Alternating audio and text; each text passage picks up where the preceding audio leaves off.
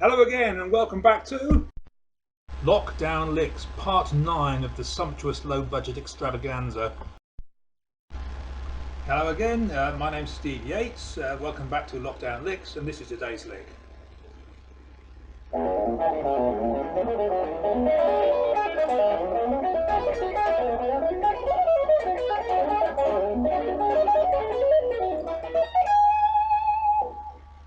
Blimey, I hear you say, that's going to be useful at my local blues jam when the band strike up Sweet Home Chicago. Well, yes, it's not exactly B.B. King. This is a Lydian lick. The Lydian mode does this one thing that other modes don't do quite as well, which is demonstrate the interrelationship on the fingerboard of all the different shapes. So I thought, well, I'll chuck them all in.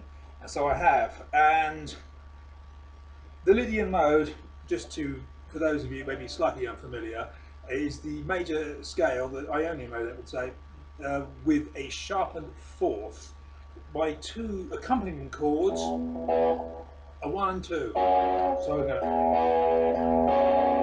but I could, other chords can be thrown in. Okay, so what do we got here? Well, straight away, I start like that with my wonderful sharpened fourth, but my shape straight away is actually F sharp mixed Lydian.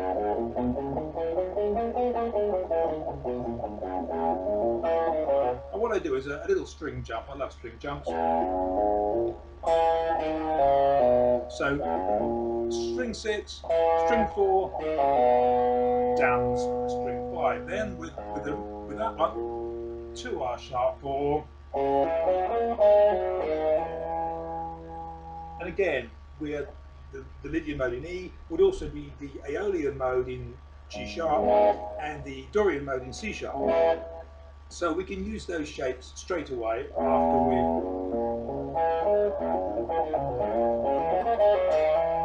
Now we've got a really exotic shape here. This is a lovely shape.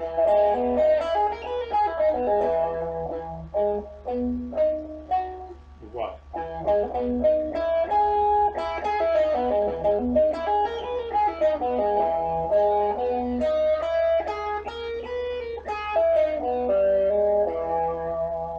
The more I think about that one, the harder it gets to play. So I'll have to play it quickly. We next move up to here and now we're back into F sharp mixolydian.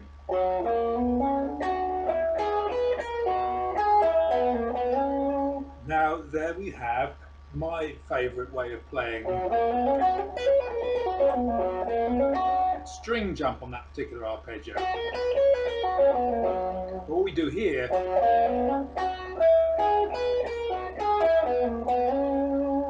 so we're again fluctuating between E and F sharp there, which of course is the kind of Lydian shtick, if you like. Now we go into C sharp shape, would be C sharp Dorian.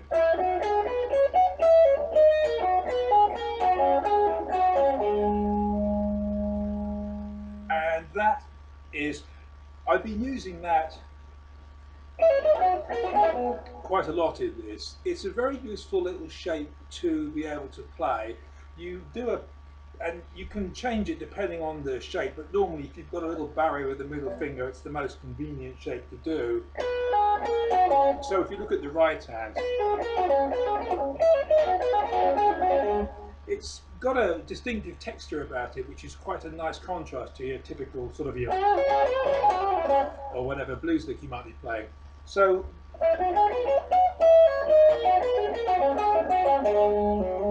now we're in G sharp again.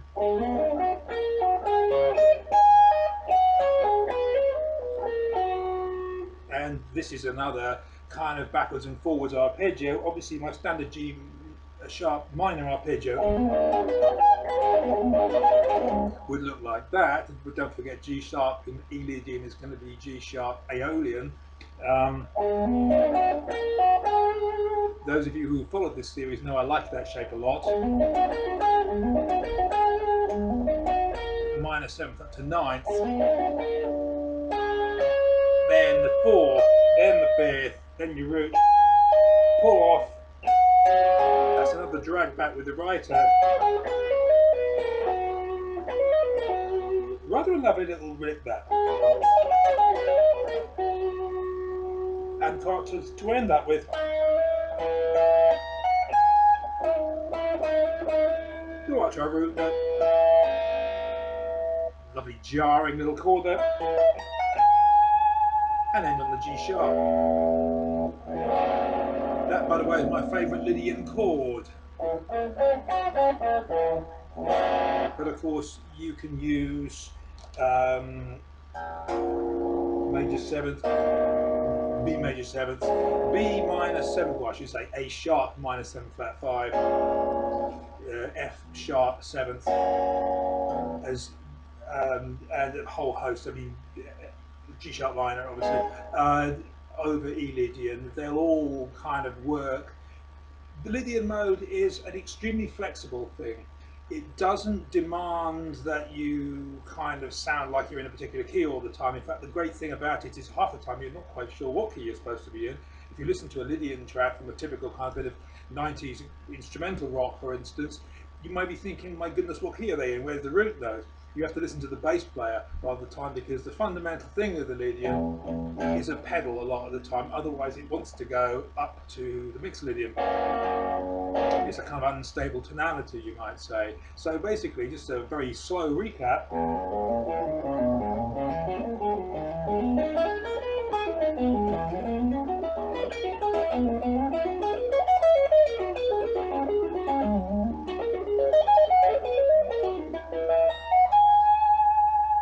All those shapes, you don't have to play them exactly like that. You can play them however you like, but they all join together, and you can kind of get away with pretty much anything like that over a kind of very flexible and very useful. Okay, keep practicing. Bye.